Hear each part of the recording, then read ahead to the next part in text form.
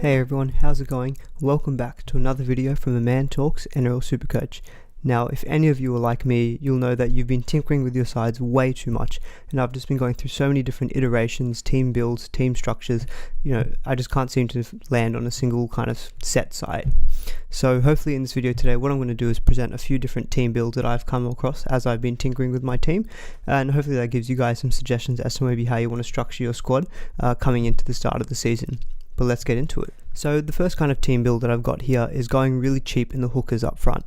Now there are some potential downsides to this strategy given that the hooker position does come with a lot of upside, but I think given what we've kind of seen now in the past couple of weeks with Harry Grant having an injury to begin the season, combined with the fact that the Rabbitohs do have a kind of tough start to the year, that might reduce the appeal of Damien Cook. I think I've seen a lot of people start thinking about maybe going in cheap in the hooker position because there are some good value options. As you can see in the kind of build that I've got here, we've got like Connor Watson and Jake Simpkin as our two hookers.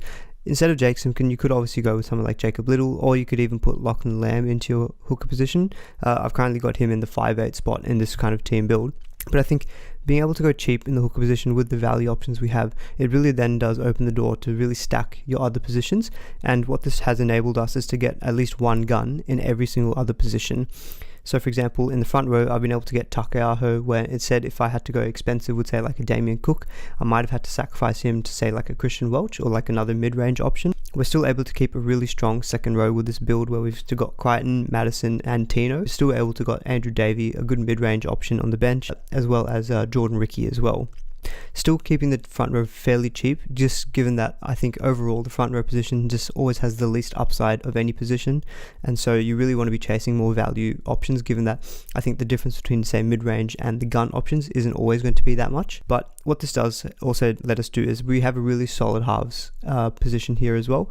We've been able to get Cleary and Harris Tavita, both playable options, and Munster and Lamb. Again, I think very solid kind of halves rotation we've got there, and I think one benefit of that is that Cleary and Munster will probably be playing Origin this year, so we've got good backups in Harris Tavita and Lamb that we don't have to worry about later in the season. And going cheap up front has actually also enabled us to have one gun centre in Brighton To'o, as well as keeping all of our cheap cash cow centres that we hope are going to do well to begin the season, like Staines, Tessie New, Jason Saab, and on the bench, Fusatua, Laurie and Simonson, all guys that I've kind of touched on in my centre video. And obviously we've been able to keep Tedesco and Pappenhausen, two gun fullbacks who I think you can't really go wrong with to begin the season.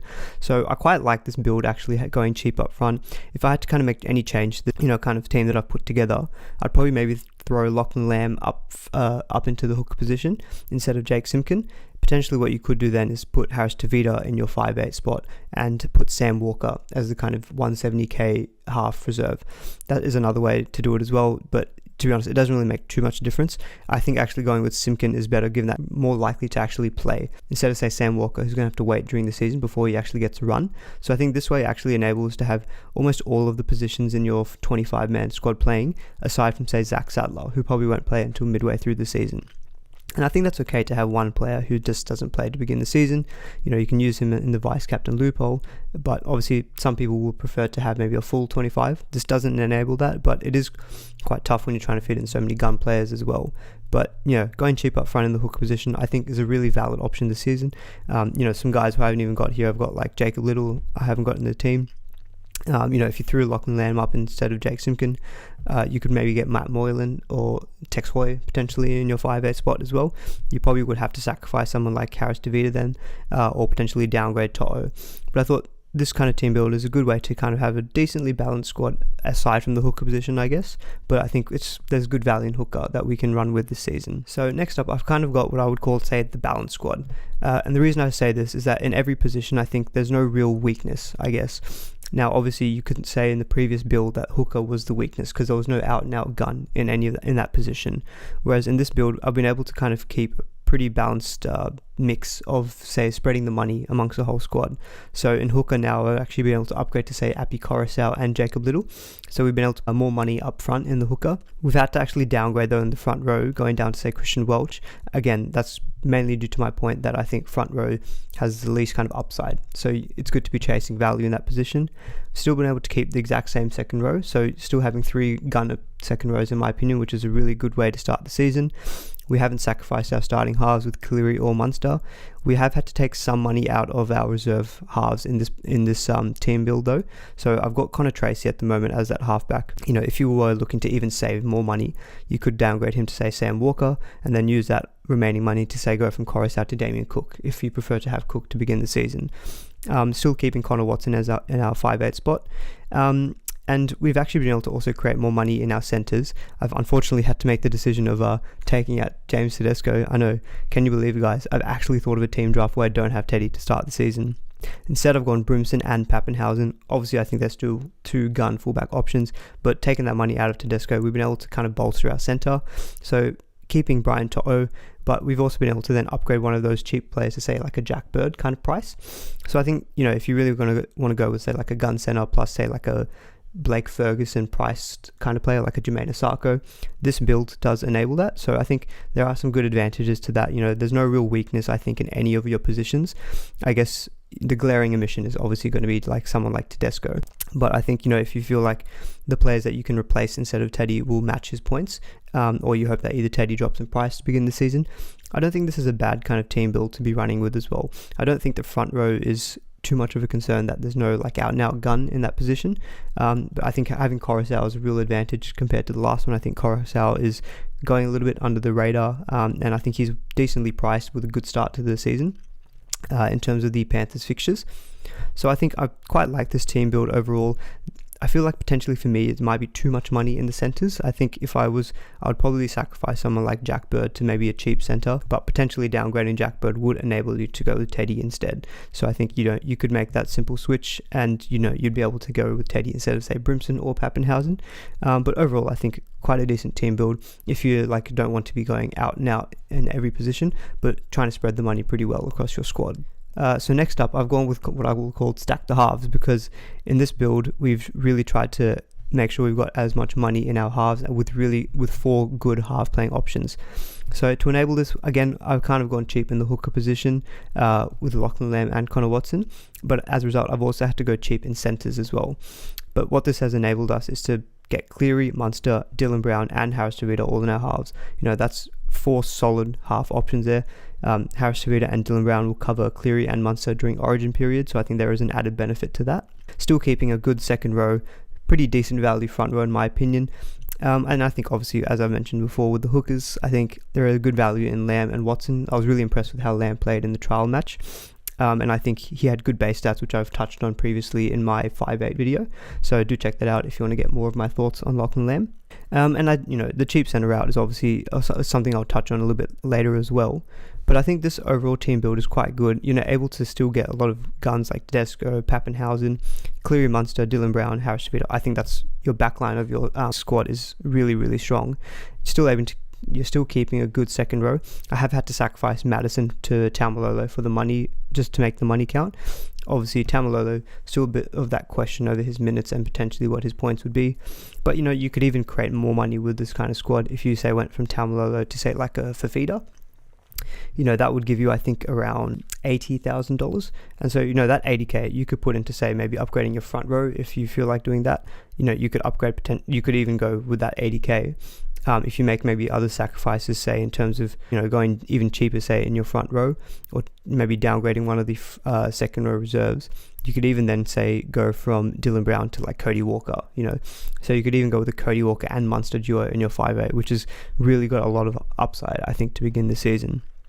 So I think being able to stack the halves is a good way, given that the halves do have a lot of upside, and the sacrifices you're making would be in terms of, say, your centers and your hookers, which I don't think either of is going to be a detriment to your overall squad, given that the hooker has got good value this season, I think, and obviously in the centres, we've got some good cheap options who hopefully can do well for us. So I quite like this stacking the halves kind of strategy. Personally, I don't know if I'd be going with this kind of option myself. I personally just I don't think I have the cojones to be going so hard in the halves and 5'8". There is obviously a lot of upside, but I think I probably would like a little bit more, say, security in my centres, maybe going with a gun, and also, say, in the front row, maybe upgrading, say, Welch to like a Takeaho kind of player. But overall, if you really want to be chasing upside, if you're that kind of player, I think this is a good way to be able to really maximize potentially your points. You'll still be able to keep someone like Teddy and Pappenhausen, so I think that obviously is a benefit in itself. But yeah, I can definitely recommend this strategy. Don't think I'll be going there myself. If you're one of those real upside chasing players, I think this could be a good team for you. So next up, kind of what I've touched on before in terms of going real cheap in the centers. This is something I've commonly seen in a lot of people's thoughts, going cheap in the centers given all the value that we've got in this position. And this really enables you to kind of go hard on every other position, I think. So I think it definitely is a viable strategy to begin the season. Obviously, I've got Harry Grant there at the hooker position. Obviously, I pulled this together before we found out that he was injured. But, we've still been able to get someone like Takayaho in our front row. Been able to slightly upgrade Matt Lodge to like a Murdoch Masilla. Getting a very, very strong second row with this way as well. Going with Crichton, Madison and David Fafita. Still keeping a good second row reserve. The halves, obviously we had to take a bit of a step back from the stacking the halves option that we just went with before. Going with Cleary, Munster, again, two really out and out guns. Connor Watson, I think it was great value. Connor Tracy, that all depends, I guess, if he will actually go with that number one fullback spot. If he doesn't, you can just downgrade him to say like a Sam Walker and create even more money for yourself that you could even use to upgrade your front row, or like go from Simpkin to Jacob Little if that's the way that you want to go. So I think this is definitely like a very viable strategy, going cheap in the centers. And it really allows you to stack your other positions. As a result, we've been able to go with guns in every other position, and I think it will be one that's very popular, I think, with a lot of coaches to start the season. This was my initial strategy that I was going to adopt, because I just really liked seeing the rest of my team, like Grant, Takiaho, a stacked second row, good halves, amazing fullbacks. So it really had a lot of appeal to it. As I've been thinking about it more though, I feel there is obviously going to be a bit of a risk going with real cheap centers, because their points will fluctuate quite a bit. And so I think being able to get one kind of solid gun center who's a little bit more consistent for you, I think does give me some more security, and I think that would enable me to not really impact too much of my side going with a gun center, given that the good value in the hooker and going with more value options in front row. I think that's personally the kind of direction that I'm leaning, but I can completely understand why someone would want to go cheap in the centers, because just looking at the rest of the team, we've been able to get really solid options in every other position, and so going cheap in the center really opens the door for a lot of good ways to get a lot of good gun players in your other positions. So the final team build that I've got here, I just kind of wanted to have a little bit of fun with this one. It's called Guns and Nuffs. So essentially, if anyone doesn't know, a Nuff is really like a 173k bottom dollar player who doesn't really play for you in your side. And I think this is something that you should be aiming towards the end of the season, because you really want to be, I think in my opinion, at the beginning of the season, trying to have 24 to 25 players in your team who are all going to be playing, all going up in value, because then when you increase your team value, that then gives you the flexibility later on in the season to downgrade players to Nuffs and upgrade your kind of mid-range players to guns. And that's where the guns and Nuff strategy comes in. What it does at the end of the day, it really gives you like, say, 18 or 19 or even 20 like absolute out and out gun players, and then the rest are just all like kind of bench fodder that you don't really care about. And the thing is, with increasing our team value, it gives us the opportunity to do that when we can't really do so at the beginning of the season, when we're all capped at like 9.9 million salary cap, unless you're the Roosters. So with this way, it's a bit of fun, but I think there are some definite like kind of disadvantages to it. The amount of playing options that definitely goes down with this strategy. I've got like Sadler, Blore, Sam Walker, Dunster and Suwali just to make the money. But that's four guys who I don't expect to be playing at the beginning of the season, and they're not really doing anything for you in terms of kind of cash generation. Obviously, looking at the rest of the side, it really helps, because then every other position has been able to get at least one gun player. We've got Damien Cook in there, we've got Takiaho in front row. The second row is absolutely stacked with the three best second row options in my opinion, with Crichton, Madison and Tamalolo. Being able to even get a gun in the centre position would say like Val Holmes. Keeping the fullbacks, Teddy and Pappenhausen, who I think will be the two best gun fullback players, and still keeping some good options like with Cleary, Munster and Watson as well. So it does have its detriments in that it doesn't have a full 24 or 25 players who are going to be increasing your team value. But if you really want to be, if you're really set on like having gun players from the beginning of the season who are say more likely to give you points, to begin the season. So I think going with this option is risky, having 21 players who will be making value, as opposed to say 24 or 25 in some of the other builds that I've put together. So I think this one is definitely like, it's a lot of fun. It's really nice seeing all these gun players to begin the season. I do think that lack of all good cash cow options, especially say in the center, missing out on guys like Fusatua, Dane Laurie. Obviously you could put those guys in instead of say Tessie New or James Roberts, but I think being able to get those good cash cow cheap centers really is going to be beneficial, especially given that those really out and out gun centers like say Nofaluma, Lomax, Daniel Tupou, they're all really expensive to begin the season, and it's really important that we have those kind of cash generating players to begin the season to enable us to get to those players later on, because you can fit them into your team to begin the season, as I've done say with Val Holmes. But even Val Holmes, he's like 150k cheaper than Nofaluma. Trying to get 150k out of this team is really tough, because then you'd have to start taking money out of say Damien Cook. One of your second row was potentially Takeaho. Obviously Teddy, you could easily just take out the 150 and go from Teddy to Brimson. That's an option too. So I think the Guns and Nuffs, it's a lot of fun looking at, but personally I probably wouldn't recommend this to begin the season. But this is something you want to be aiming for as you continue during the season, going with more Nuff players to help you build your kind of first 17 or 18 or even 19 players. Alright guys, well that's the end of the video. Hopefully you found some use out of that. I think doing a lot of team tinkering has really been able to let me see all these different kind of team builds and structures that I think would be useful. So hopefully you guys found some value out of that.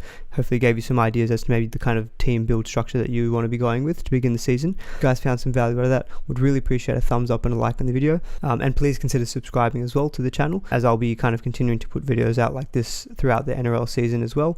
I have also created a league for the channel. Put the code in the description below, so if anyone's wanting to join, feel free to do so. Would really encourage it. It won't be a head-to-head league, it'll just be one of those overall ones. Be a bit of fun to see kind of where different people within the group and the channel are placed each week, and it will let you guys see where my ranking is during the season, and as a result you can roast me if my ranking is really bad. So it'll all be a bit of fun. But until then, I'll see you guys in the next video. Thanks.